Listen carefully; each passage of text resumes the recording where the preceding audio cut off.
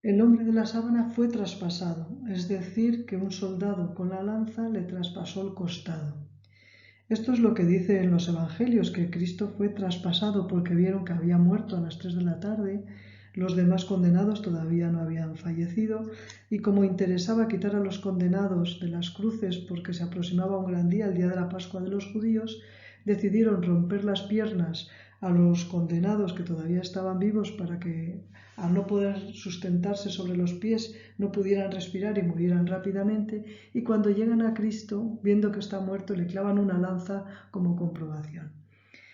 Bien, esta lanzada la vemos representada en la figura de la derecha, donde se observa que tiene 4,5 centímetros de grosor, de largo, por 1,5 de ancho. Bien, por esta herida nos dice San Juan que salió sangre y agua, como se puede observar perfectamente en la sábana santa. Es decir, se ve sangre y otras zonas donde no hay sangre y que hay suero sanguíneo o suero de ese líquido que se había formado en la pleura. Bien, pues al cruzar el costado con la lanza, al atravesarlo, ha salido esa sangre que estaba retenida en la aurícula derecha, como veremos en los cadáveres. La sangre queda retenida en la aurícula derecha porque se han descargado la vena cava superior y la inferior, y cuando la lanza que entra entre la columna quinta y sexta traspasa el corazón, esa sangre brota y sale al exterior, como ha pasado en el caso de Cristo, o como está representado en esta figura de mármol de un soldado galo, que vemos que tiene la lanzada también en el lado derecho, como Cristo. Es decir, los soldados romanos estaban entrenados para atacar con su lanza o con su espada por la derecha, es decir, manejaban la izquierda porque el adversario tenía cubierta toda la izquierda con el escudo, donde lo mantenía sobre la mano izquierda, y atacaba con la lanza que tenía en la mano derecha. Por lo tanto, el lado más vulnerable era ese, donde no tenía el escudo, y los soldados romanos estaban habituados a clavar la lanza por ese costado, como se ha hecho sobre el cadáver de Cristo. Además, si la cruz era alta, el soldado romano posiblemente tuvo que ir a caballo porque la lanzada está dada casi horizontal. Y en todo caso puede que la cruz no fuera tan alta como nosotros la representamos y que la pudiera dar el soldado desde el suelo. Bien, una vez que muere Cristo hay que llevarlo al sepulcro. En la herida del costado, que ha manado mucha sangre y que ahora Cristo es puesto en horizontal, lo que hace la sangre es formar un surco que se derrama por la espalda, como vemos. Bien, pues ahí tenemos ese surco de sangre, esa sangre que estaba a punto de coagular y ha coagulado rápidamente y se ha quedado rodeando la cintura de Cristo. La sangre que se encuentra en la sábana santa, toda esta sangre se le han hecho pruebas de luminiscencia con radiación ultravioleta y se ve que es auténtica sangre. Además que se han encontrado glóbulos rojos y los análisis dan que hay verdadera sangre. Hay moléculas de porfirina, hay moléculas de bilirrubina, o sea que se ha encontrado que es sangre auténtica. Luego tenemos que partir de este hecho. No es como decían algunos en su época que solo era óxido de hierro. Es verdad que hay óxido de hierro, como dicen los investigadores, pero ese óxido de hierro es microscópico. Ningún medieval pudo hacer mediante molienda un óxido tan fino. Por lo tanto, es el óxido de hierro que ha salido precisamente de esa oxidación de los glóbulos rojos de la sangre. Es verdaderamente sangre. Además, esa sangre ha traspasado la tela. La imagen no lo ha hecho. Y debajo de las costras de la sangre no hay imagen. Quiere decir que la imagen se produjo después de que la sangre hubiera impregnado la sábana. La sangre es del grupo AB de un varón y se observa grandes cantidades de bilirrubina, es decir, de descomposición de la sangre. Además, algunos científicos como Baldacchini y Marinelli hablan de la ausencia de signos de arrastre, es decir, que a Cristo o al hombre de la sábana nadie le quitó la sábana, sino que él salió de una forma que no rozó ni hizo que se arrancara la sangre ni que se arrastrara. Por lo tanto, es una muestra de que ahí pasó algo más que una mera retirada de la sábana de un cuerpo de un hombre muerto. ¿Sería la resurrección? La sangre de la sábana es AB. Aquí tenemos el porcentaje de este tipo de sangre en la población mundial.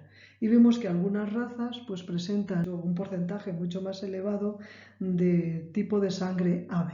La raza judía es una de estas, presenta un porcentaje 3 veces mayor que el resto de la población mundial. Además, en los milagros eucarísticos que ha habido a lo largo de la historia y que se han analizado, se ha comprobado que esa sangre también era ave. El último milagro que sucedió en México, al comprobar de qué tipo de sangre estábamos hablando, pues se vio que era ave. En los años 90, el actual papa, el arzobispo Bergoglio, le avisaron de que se había encontrado que una de las formas, y en numerosas ocasiones, además en 92, 94, 96, esa sangre también era del grupo AB. Además, en este caso también había células de musculatura del ventrículo, células que al pincharlas sangraban. ¿Cuántos crucificados no les quebraron un hueso y les traspasaron con una lanza? No conocemos ningún caso. La probabilidad que se le ha calculado es de 1 sobre 10. Bien, el hombre de la sábana fue crucificado. Fue crucificado y normalmente el método de crucifixión era que el reo cargaba con el palo transversal, en lo que se denominaba patíbulo, y en cambio en tierra estaba el palo vertical o estipes. En algunos casos tenía una pieza de madera o sedil donde podía colocar los pies el reo o bien los glúteos, para poder descansar y respirar mejor. No es el caso de Cristo, en el que no tiene ninguna pieza de madera donde sostener los pies, sino que han sido clavados directamente a la cruz, un pie sobre el otro. Pues el reo tenía que ir hasta el lugar del suplicio cargado con este travesaño. Cristo también lo llevó. De hecho, queda la marca en la sábana santa y quedan 2 contusiones en los hombros, una un poquito más abajo que la otra, que demuestran que cargó con un madero de unos 15 centímetros de grosor. Si bien iba cubierto con la túnica Cristo, porque no se han abierto los bordes de las heridas de los latigazos ni ha causado mayor hemorragia. ¿Cuántos reos han transportado el patíbulo? Pues no sabemos cuántos, vamos a decir que la mitad sí, la mitad no, porque no todos llevaban el patíbulo hasta el lugar de la muerte. Bien, y por último, el hombre de la sábana ha sido crucificado, lo mismo que Cristo. La representación de Miñarro nos representaría al hombre de la sábana con todas las señales de los latigazos, pero sin limpiar, es decir, hay mucha sangre en este Cristo. Dice un forense contemporáneo que nuestros Cristos a veces son muy bellos, es verdad, pero parece que se han muerto de un catarro, no que se han muerto por un suplicio de cruz y por una flagelación. Bien, pues Cristo fue clavado a la cruz, no fue atado, fue clavado con 3 clavos, uno en cada mano y otro para los 2 pies que se clavaron en conjunto. El clavo de las manos se observa en la sábana santa que pasa por la muñeca, es decir, no pasa por la palma de la mano, donde al colgar 40 kilos en cada mano, porque el hombre pesaría unos 80 kilos de peso, se rasgaría. De hecho, el doctor Barbet hizo la prueba con cadáveres y efectivamente el peso hace que se rasgue esa zona de la mano y caiga al suelo. Sería clavado en la muñeca. Habría pasado el clavo por un pequeño agujero que se denominó dedo. Ese agujero, según los anatomistas modernos, no existe y nunca ha sido catalogado como tal.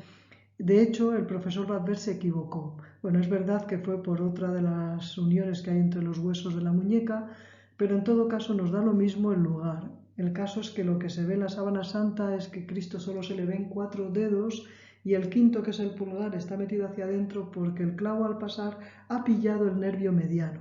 Para pillar el nervio mediano no puede pasar por donde decía Barbet, por el hueco que él llamó de stop, sino que debe pasar por otro un poquito más hacia el dedo pulgar. Pues Cristo fue traspasado por las muñecas y de esta forma el reo quedaba perfectamente sujeto. Además, el clavo se desliza entre los huesos y entra perfectamente en los huesos de la muñeca.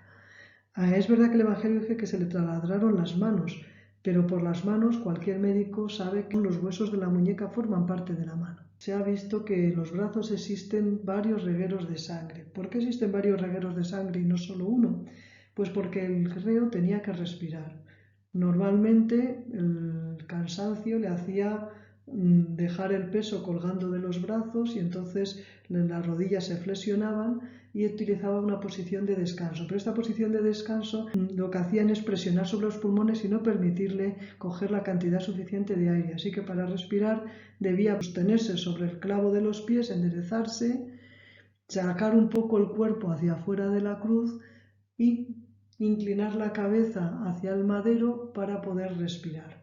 Esto repetido una y otra vez hace que generen 2 surcos de sangre en los brazos y que el cansancio extremo al que llega el crucificado pues le va haciendo que pierda todas las energías que posee. Bien, el pie no era necesario ya clavarlo con el clavo entre los huesos, y en este caso lo que se hace es poner el clavo simplemente entre dos dedos, entre el segundo y el tercero, y simplemente se apoya ahí el peso del río. En el caso de Cristo, como vemos, se clavó un pie encima del otro, el pie izquierdo sobre el pie derecho. Del pie derecho vemos toda la planta, además con un gran rastro de sangre, y el pie izquierdo pues con menos sangre porque ha estado encima del derecho. También se observa la marca de unos dedos que han retirado esos pies de la cruz. Y en la parte de abajo vemos esos mismos pies ya en el sepulcro y observamos pues en qué lugar ha sido puesto el clavo, donde soportaría todo el peso del crucificado. Las rodillas de Cristo, pues desde las rodillas observamos lo mismo. Observamos que la rodilla derecha de Cristo tiene dos grandes escoriaciones, la izquierda también. Esas escoriaciones dicen que tuvieron que producirse con un elemento duro, como pudieron ser las rocas o las losas del camino al Calvario. De hecho, en la Sábana Santa se ha encontrado en esa zona aragonito. Aragonito es el tipo de piedra que tiene el suelo de Jerusalén. ¿Cuántos ríos han sido clavados a la cruz y con 3 clavos? Dejando un poco a la estadística, vamos a calcular que de cada 2, 1 era clavado con 3 clavos, cosa que no es así. Es decir, había muchos ríos atados, otros clavados con 3 y otros con 4.